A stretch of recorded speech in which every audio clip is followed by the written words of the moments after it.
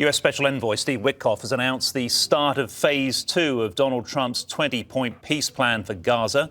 Posting online, he says phase 2, quote, establishes a transitional technocratic Palestinian administration in Gaza, the National Committee for the Administration of Gaza, and begins the full demilitarization and reconstruction of Gaza, primarily the disarmament of all unauthorized personnel. The US expects Hamas to comply fully with its obligations, including the immediate return of the final deceased hostage. Failure to do so will bring serious consequences. Adam Parsons has more details from Jerusalem. We always knew we would go into phase 2. The fact that it has been announced, A, by Steve Witkoff rather than President Trump or Benjamin Netanyahu, seems interesting. This is clearly an attempt by the Americans to maintain momentum. Also notable that phase 1 was only supposed to come to an end when all of the hostages had been returned. As for the second phase itself, well, it's enormously complicated, and there are so many huge assumptions within it. If we just run through a few of them. A technocratic administration for the Palestinians, that will be established. Requests have already gone out to a number of people to serve on it. The leader of it seems likely to be the former Deputy Transportation Minister for the Palestinian Authority. The Executive Committee will be chaired by a Bulgarian diplomat called Nikolai Mladenov, who is well known in this area, who has a lot of contacts in the Middle East, in Israel and within Palestine. And then there's the Board of Peace, that's which will be chaired, we know, by Donald Trump. He is expecting to have on it prominent global leaders, including Keir Starmer and Giorgia Meloni and many others as well. At the moment, we don't have any names confirmed for that. I think a lot of leaders have wanted to wait and see what will be involved.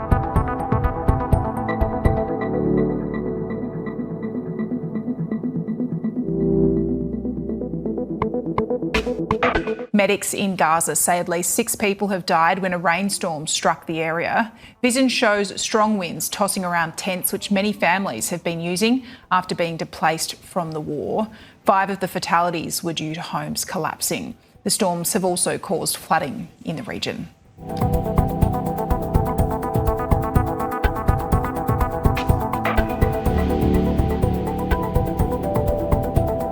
I want to bring you these pictures we're getting in of the airspace over Iran. Have a look at what has happened here in the last few hours. Iranian airspace has been closed now, it says, to all flights. You can see there's still those 2 airliners above Iranian airspace.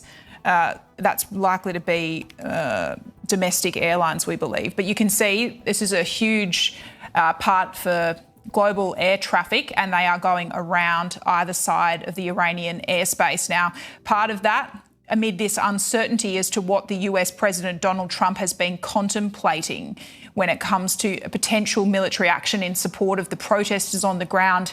He's been shifting his language, though, in recent hours as to whether he believes that executions have been taking place against Iranian demonstrators. So we'll continue to monitor the situation very closely. But that is the flight radar shot above Iran at the moment. All flights not allowed over Iran, except for international flights to and from Iran with permission. So that might explain those 2 planes you can see above Iran.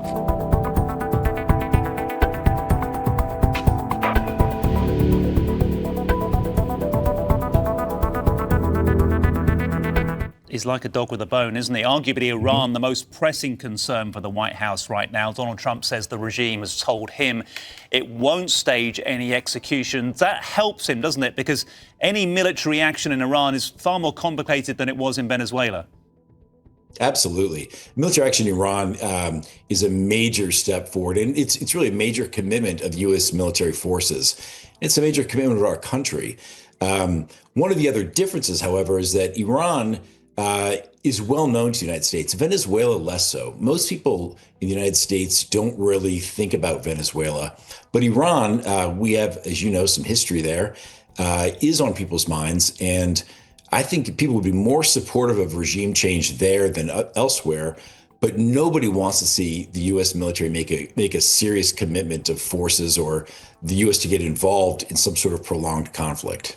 Yeah, because President Trump was so vocal, wasn't he, about the withdrawal from Afghanistan and where that went wrong.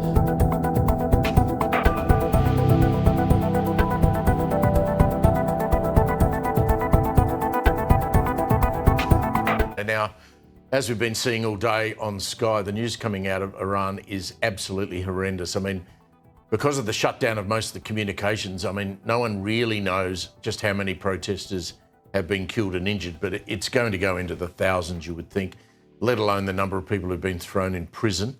And while the world waits to see exactly what the US president will or will not do, we're just going to have to wait. But if we were able to see exactly what was going on there, I think we'd be even more shocked than what we are. Joining me now in the studio, Sky News contributor Kosha Garda. Look, let's start with Iran. President Trump's urged the Iranians to keep protesting against the regime. It's all well and good to say that, but you have to be brave enough to put your life on the line. Mm-hmm. Reportedly, they may be seeing, or at least thinking that they're seeing the light at the end of the tunnel, possibly, that freedom is within reach, because this whole thing broke out on the back of economic despair. Their currency completely went down the tubes, tanked. They've got 42+% inflation, half the country's below poverty. Then all those external events that happened with the 12-day war and everything else. The leadership is weak right now, at a weak spot, and so that is when these uprisings, tend to have a shot. And Trump, of course, is saying that because it is in everybody's best interest, certainly the American people's best interest, if it can be solved internally without U.S. intervention, because, as you know, his base does not like that. He also, however, is a master of showing all options and being unpredictable, and he's used language like "we are locked and loaded." Every option is on the table, including kinetic military warfare, potentially, and we shall see. Nobody knows what's going to happen. The regime's held together since 1979, so they're firmly entrenched, and there's been other uprisings before. This perhaps is the biggest of all of them, but it's not easy. I mean, you could take out Khomeini. Presumably, the Americans have got the wherewithal to do that. We saw what they did with Maduro, and this would be harder. But there's people who will step in to replace him, I presume. You can't take the whole regime out in one fell swoop. You can't, and he definitely doesn't want to get sucked into the quagmire of nation building and spending years and years trying to remake the country's leadership, for sure.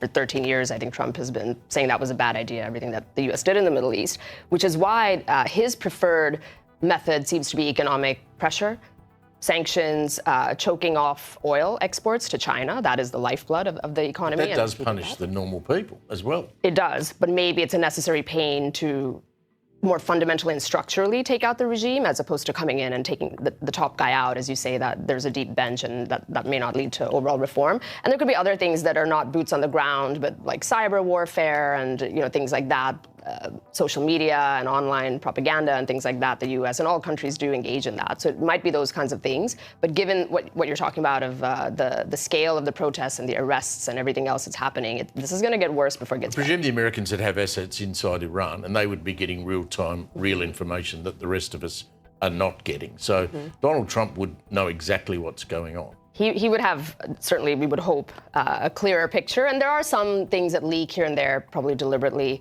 of the scale of the protests and the internet blackout and executions potentially of protesters and things like that. So I'm sure he's getting a full intelligence picture that we don't see, including how weakened the leadership is, and all of that will go into his calculus. And he's in charge, so we shall wait and see.